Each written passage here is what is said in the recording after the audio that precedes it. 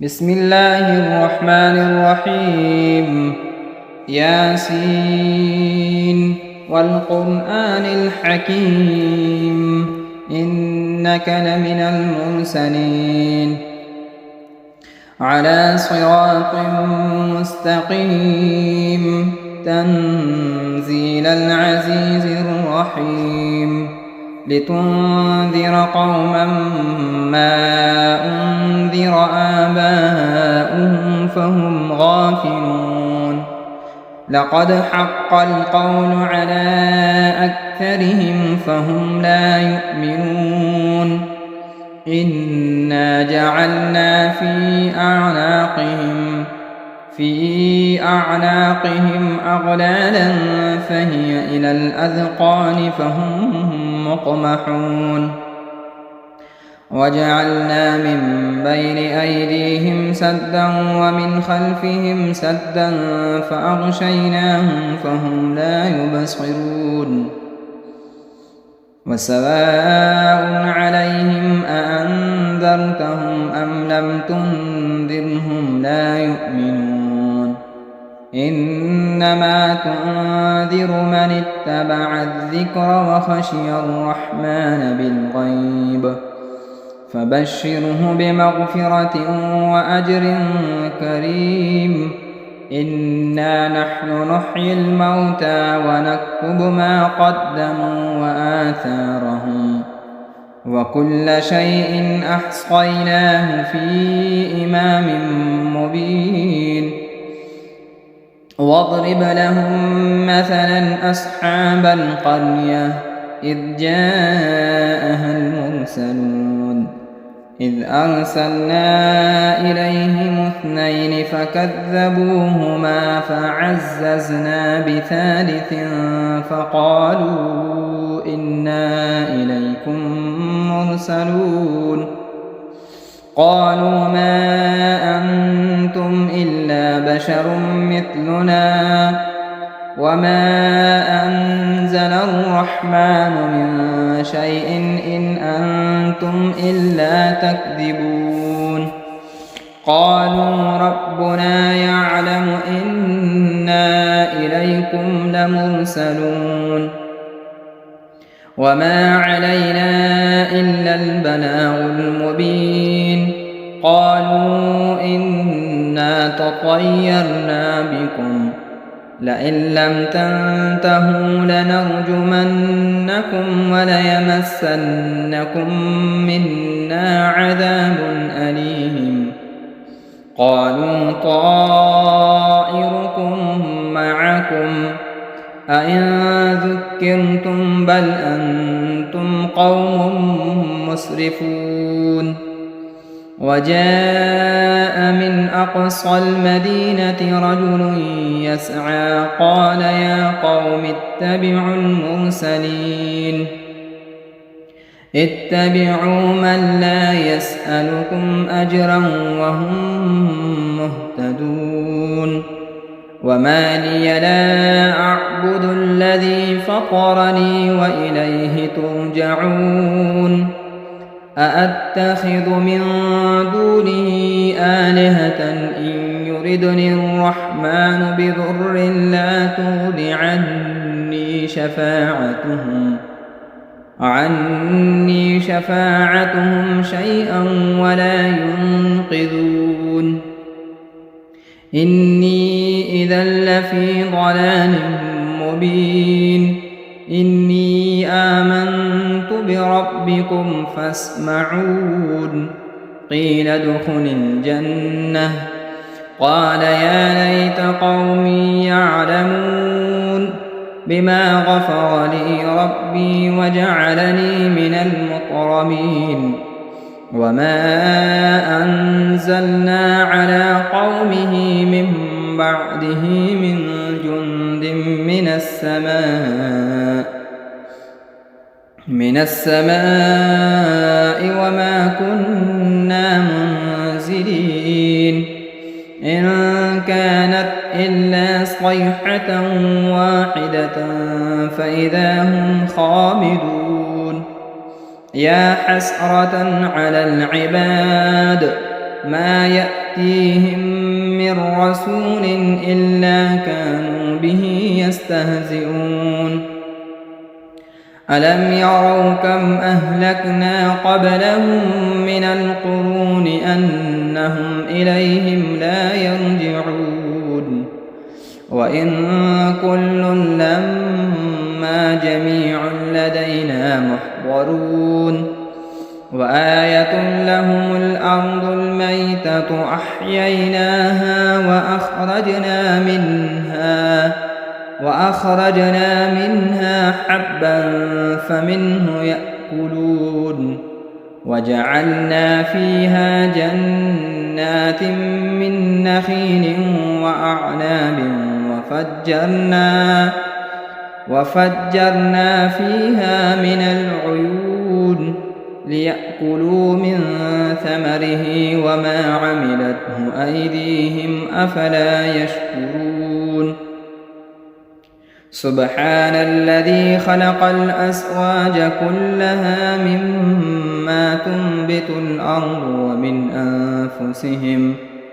ومن أنفسهم ومما لا يعلمون وآية لهم الليل نسلخ منه النهار فإذا هم مظلمون والشمس تجري لمستقر لها ذلك تقدير العزيز العليم والقمر قدرناه منازل حتى عاد كالعرجون القديم لا الشمس ينبغي لها أن تدرك القمر ولا الليل سابق النهار وكل في فلك يسبحون وآية لهم أنا حملنا ذريتهم في الفلك المشحون وخلقنا لهم من مثله ما يركبون وإن نشأ نغرقهم فلا صريخ لهم ولا هم ينقذون إلا رحمة منا ومتاعا إلى حين وإذا قيل لهم اتقوا ما بين أيديكم وما خلفكم لعلكم ترحمون وما تأتيهم من آية من آيات ربهم إلا كانوا عنها معرضين وإذا قيل لهم أنفقوا مما رزقكم الله قال الذين كفروا للذين آمنوا أنطعم من لو يشاء الله أطعمه إن أنتم إلا في ضلال مبين ويقولون متى هذا الوعد إن كنتم صادقين ما ينظرون إلا صيحة واحدة تأخذهم وهم يخصمون فلا يستطيعون توصية ولا إلى أهلهم يرجعون ونفخ في الصور فإذا هم من الأجداث إلى ربهم ينسلون قالوا يا ويلنا من بعثنا من مرقدنا هذا ما وعد الرحمن وصدق المرسلون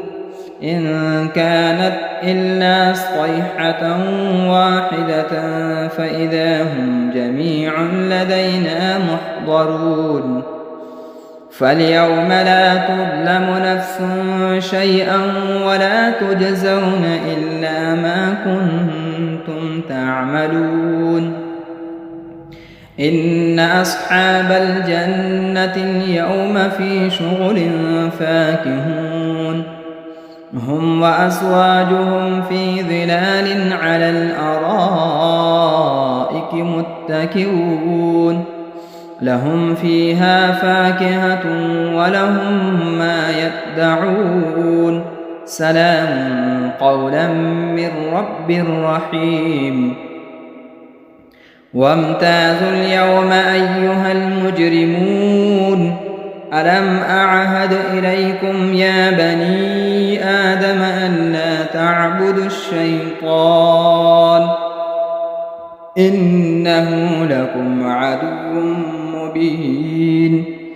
وأن اعبدوني هذا صراط مستقيم ولقد أضل منكم جبلا كثيرا أفلم تكونوا تعقلون هذه جهنم التي كنتم توعدون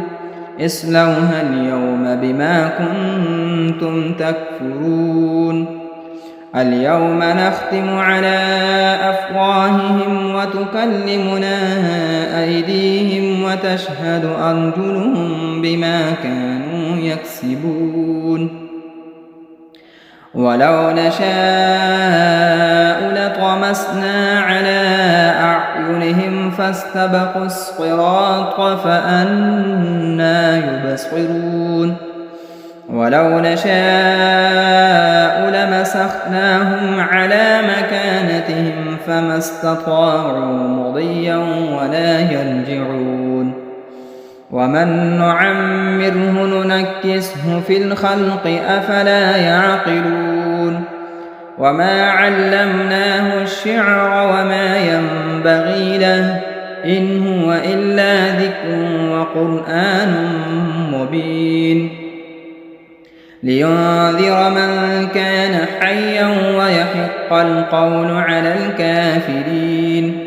أولم يروا أنا خلقنا لهم مما عملت أيدينا أنعاما فهم لها مالكون وذللناها لهم فمنها ركوبهم ومنها يأكلون ولهم فيها منافع ومشارب أفلا يشكرون واتخذوا من دون الله آلهة لعلهم ينصرون لا يستطيعون نصرهم وهم لهم جند محضرون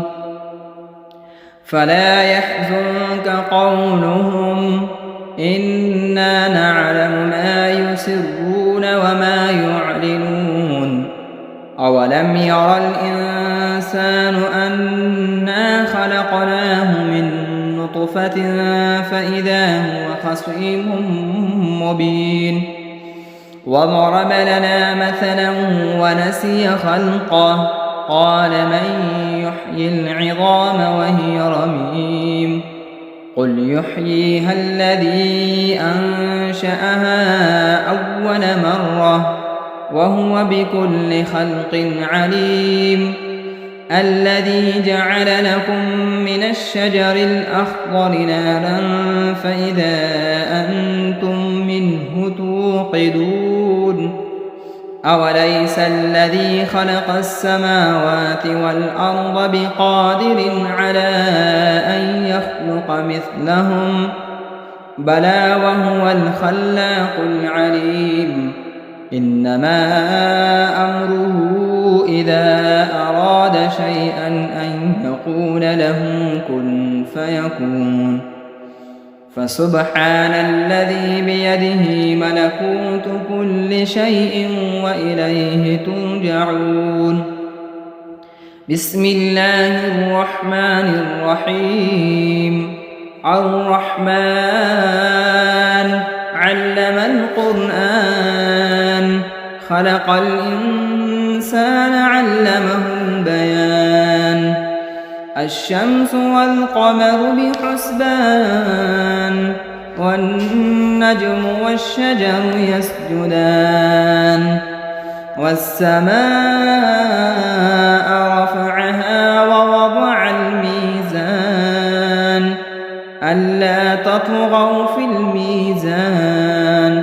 وأقيموا الوزن بالقسط ولا تخسروا الميزان والأرض وضعها للأنام فيها فاكهة والنخل ذات الأكمام والحب ذو العصف والريحان فبأي آلاء ربكما تكذبان خلق الإنسان من صلصال كالفخار وخلق الجان من مارج من نار فبأي آلاء ربكما تكذبان رب المشرقين ورب المغربين فبأي آلاء ربكما تكذبان مرج البحرين يلتقيان بينهما برزخ لا يبغيان فبأي آلاء ربكما تكذبان يخرج منهما اللؤلؤ والمرجان فبأي آلاء ربكما تكذبان وله الجوار المنشآت في البحر كالأعلام فبأي آلاء ربكما تكذبان كل من عليها فان ويبقى وجه ربك ذو الجلال والإكرام فبأي آلاء ربكما تكذبان يسأله من في السماوات والأرض كل يوم هو في شأن فبأي آلاء ربكما تكذبان سنفرغ لكم أيها الثقلان فبأي آلاء ربكما تكذبان يا معشر الجن والإنس إن استطعتم أن تنفذوا من أقطار السماوات والأرض فانفذوا لا تنفذون إلا بسلطان فبأي آلاء ربكما تكذبان يرسل عليكما شؤاد من نار ونحاس فلا تنتصران فبأي آلاء ربكما تكذبان فإذا انشقت السماء فكانت وردة كالدهان فبأي آلاء ربكما تكذبان فيومئذ لا يسأل عن ذنبه إنس ولا جان فبأي آلاء ربكما تكذبان يعرف المجرمون بسيماهم فيؤخذ بالنواصي والأقدام فبأي آلاء ربكما تكذبان هذه جهنم التي يكذب بها المجرمون يطوفون بينها وبين حميم آن فبأي آلاء ربكما تكذبان ولمن خاف مقام ربه جنتان فبأي آلاء ربكما تكذبان ذواتا أفنان فبأي آلاء ربكما تكذبان فيهما عينان تجريان فبأي آلاء ربكما تكذبان فيهما من كل فاكهة زوجان فبأي آلاء ربكما تكذبان متكئين على فرش بطائنها من استبرق وجنى الجنتين دان فبأي آلاء ربكما تكذبان فيهن قاصرات الطرف لم يطمثهن إنس قبلهم ولا جان فبأي آلاء ربكما تكذبان كأنهن الياقوت والمرجان فبأي آلاء ربكما تكذبان هل جزاء الإحسان إلا الإحسان فبأي آلاء ربكما تكذبان ومن دونهما جنتان فبأي آلاء ربكما تكذبان مدهامتان فبأي آلاء ربكما تكذبان فيهما عينان نضاختان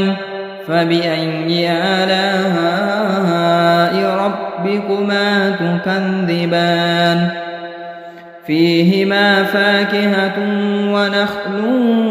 ورمان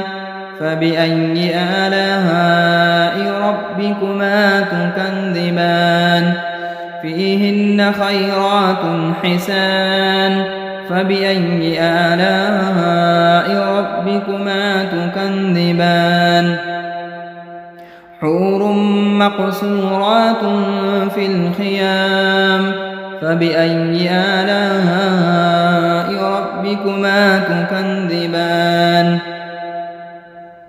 لم يطمثهن إنس قبلهم ولا جان فبأي آلاء ربكما تكذبان متكئين على رفرف خضر وعبقري حسان فبأي آلاء ربكما تكذبان تبارك اسم ربك ذي الجلال والإكرام بسم الله الرحمن الرحيم إذا وقعت الواقعة ليس لوقعتها كاذبة خافضة رافعة إذا رجت الأرض رجا وبست الجبال بسا فكانت هباء منبثا وكنتم أزواجا ثلاثا فأصحاب الميمنة ما أصحاب الميمنة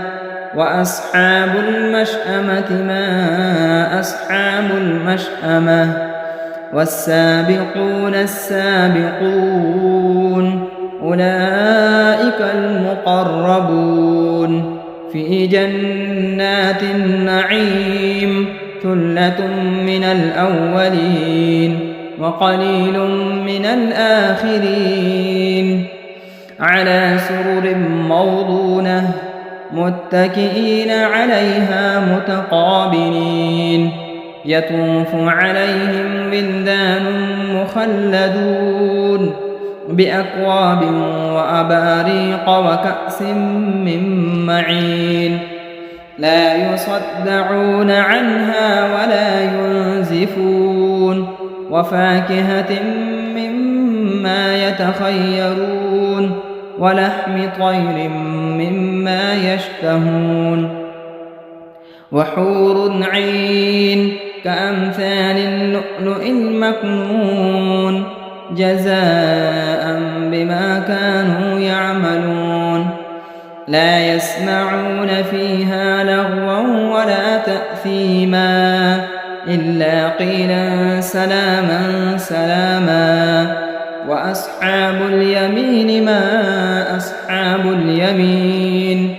في سدر مخضود وطلح منضود وظل ممدود وماء مسكوب وفاكهة كثيرة لا مقطوعة ولا ممنوعة وفرش مرفوعة إنا أنشأناهن إنشاء فجعلناهن أبكارا عربا أترابا لأصحاب اليمين ثلة من الأولين وثلة من الآخرين وأصحاب الشمال ما أصحاب الشمال في سموم وحميم وظل من يحموم لا بارد ولا كريم إنهم كانوا قبل ذلك مترفين وكانوا يصرون على الحنث العظيم وكانوا يقولون أئذا متنا وكنا ترابا وعظاما أئنا لمبعوثون أو آباؤنا الأولون قل إن الأولين والآخرين لمجموعون إلى ميقات يوم معلوم ثم إنكم أيها الضالون المكذبون لآكلون من شجر من زقوم فمالئون منها البطون فشاربون عليه من الحميم فشاربون شرب الهيم هذا نزلهم يوم الدين نحن خلقناكم فلولا تصدقون أفرأيتم ما تمنون أأنتم تخلقونه أم نحن الخالقون نحن قدرنا بينكم الموت وما نحن بمسبوقين على أن نبدل أمثالكم وننشئكم فيما لا تعلمون ولقد علمتم النشأة الأولى فلولا تذكرون أفرأيتم ما تحرثون أأنتم تزرعونه أم نحن الزارعون لو نشاء لجعلناه حطاما فظلتم تفكهون إنا لمغرمون بل نحن محرومون أفرأيتم الماء الذي تشربون أأنتم أنزلتموه من المزن أم نحن المنزلون لو نشاء جعلناه أجاجا فلولا تشكرون أفرأيتم النار التي تورون أأنتم أنشأتم شجرتها أم نحن المنشئون نحن جعلناها تذكرة ومتاعا للمقوين فسبح باسم ربك العظيم فلا أقسم بمواقع النجوم وإنه لقسم لو تعلمون عظيم إنه لقرآن كريم في كتاب مكنون لا يمسه إلا المطهرون تنزيل من رب العالمين أفبهذا الحديث أنتم مدهنون وتجعلون رزقكم أنكم تكذبون فلولا إذا بلغت الحلقوم وأنتم حينئذ تنظرون ونحن أقرب إليه منكم ولكن لا تبصرون فلولا إن كنتم غير مدينين ارجعونها إن كنتم صادقين فأما إن كان من المقربين فروح وريحان وجنة نعيم وأما إن كان من أصحاب اليمين فسلام لك من أصحاب اليمين وأما إن كان من المكذبين الضالين فنزل من حميم وتصلية جحيم إن هذا لهو حق اليقين فسبح باسم ربك العظيم بسم الله الرحمن الرحيم تبارك الذي بيده الملك وهو على كل شيء قدير الذي خلق الموت والحياة ليبلوكم أيكم أحسن عملا وهو العزيز الغفور الذي خلق 7 سماوات طباقا ما ترى في خلق الرحمن من تفاوت فارجع البصر هل ترى من فتور ثم ارجع البصر كرتين ينقلب إليك البصر خاسئا وهو حسير ولقد زينا السماء الدنيا بمصابيح وجعلناها رجوما للشياطين وأعتدنا لهم عذاب السعير وللذين كفروا بربهم عذاب جهنم وبئس المصير إذا ألقوا فيها سمعوا لها شهيقا وهي تفور تكاد تميز من الغيظ كلما ألقي فيها فوج سألهم خزنتها ألم يأتكم نذير قالوا بلى قد جاءنا نذير فكذبنا وقلنا ما نزل الله من شيء إن أنتم إلا في ضلال كبير وقالوا لو كنا نسمع أو نعقل ما كنا في أصحاب السعير فاعترفوا بذنبهم فسحقا لأصحاب السعير إن الذين يخشون ربهم بالغيب لهم مغفرة وأجر كبير وأسروا قولكم أو اجهروا به إنه عليم بذات الصدور ألا يعلم من خلق وهو اللطيف الخبير هو الذي جعل لكم الأرض ذلولا فامشوا في مناكبها وكلوا من رزقه وإليه النشور